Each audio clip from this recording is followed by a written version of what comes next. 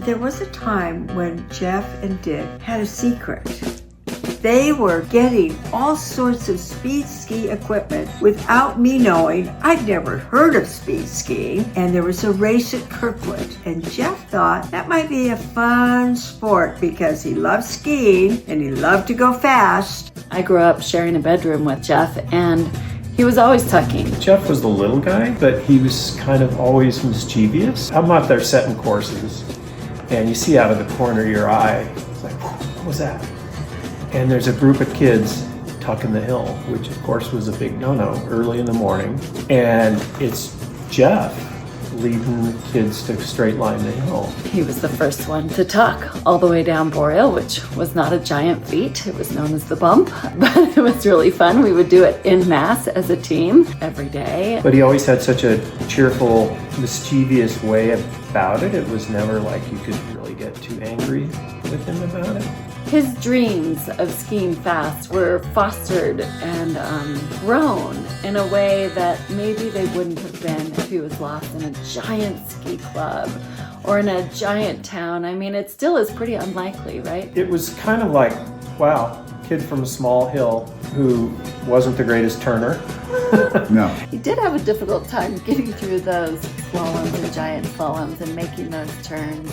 Didn't bother him one bit. He would go back on video and match himself to the top kids in the Far West region in certain zones. So he knew he was as fast. And then I remember him doing a downhill after he got to college, and he was just in his element. It just lit a fire beneath him, and suddenly found himself at his first speed ski race. Somehow it leaked out, and the three of us went to Kirkwood for a speed skiing race.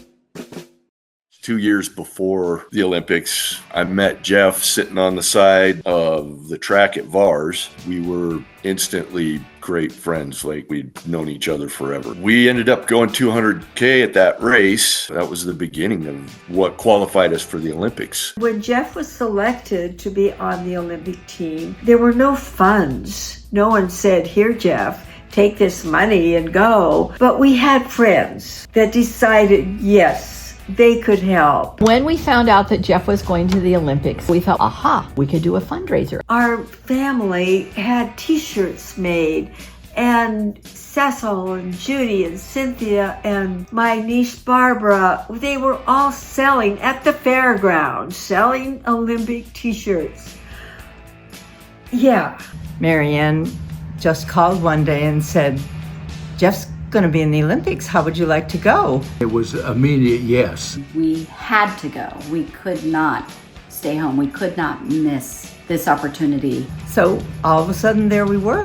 We went to this house. There were lots of people, mostly family, and a lot of the young people slept on the floor. Dwight and I had tickets for an event every day and every night. So we got up about 6 in the morning and walked over all these little bodies and went out and got on our bus and went to the first event, wherever it was, and then from there we'd catch a bus to our evening event, which was always ice skating in Albertville. Everybody told me that we wouldn't order a lot of tickets because you won't get them. That was not correct. To be part of that and to be in France was just such a special time. We were looking up at this steep, massive mountain that was just almost the same steepness as a wall of a house. The whole mood at the higher starts gets way more serious. Everybody's got their game face. If they're not ducking off to puke because they're getting a little nervous, then he would come up with, just say the most absurd, ridiculous question or statement, just lighten the load, and everybody would be laughing, and all of a sudden we're all having fun again. The zen he had was so intense. He would just zoom in and try and get some nerves because he was so calm, but he wanted to have some nerves for his final run, which astounded me. And then he'd be laying back, leaning against the incredibly steep hill and making jokes to everybody and making everybody laugh. I mean, really, no nerves in my brother. And Marianne was so nervous, she couldn't watch. She had to put her fingers in front of her face and all. I was kind of commentating for her.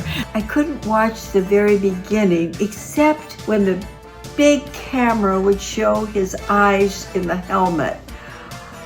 And I went, oh yeah, it's really Jeff. It was a very special time for Dick. He could watch the race, unlike his mother. He was just screaming and yelling, and as all the rest of us were.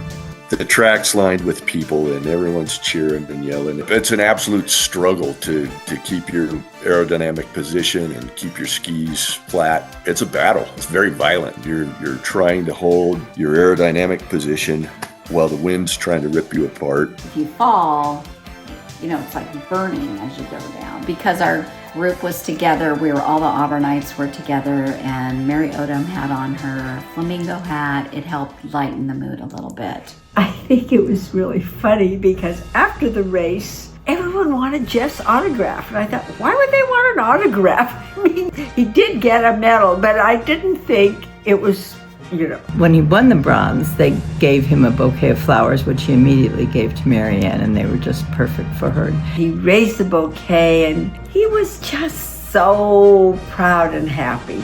The party afterwards, I felt like I was in a movie. It was sunny, it was gorgeous. We went to this little cafe right there at the top of the hill. And the red and white checkered tablecloths and the French waiters and all of our family around us and all of our friends. And we just kept calling for champagne, champagne, more champagne. People stopped by just to congratulate Marianne and Dick for their son. We all know Dick was kind of quiet. He would never bring attention to himself in any way. But he was so proud of being part of Jeff's team. The medal ceremony was so beautiful, and to see the flag go up and have them present Jeff with a medal. The emotional release was pretty enormous. I'm feeling the joy that we all had.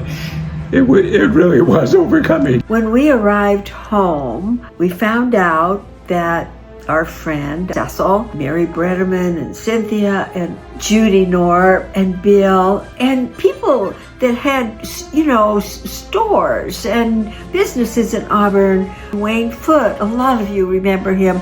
They organized a parade, a real parade. The parade went to a community dinner. Jeff spoke at the dinner, and our friend Chuck Gelbach was playing his Dixieland band there, a community together. Jeff and I were so lucky to be raised in Auburn, California, where there's so much love and it was such a small town. There were eyes on you everywhere and nothing but support. Jeff knew how fortunate he was to grow up in a community that cared so much. I mean, I always told him, if you lived in Sacramento, no one would really care. But you live in Auburn, and we care.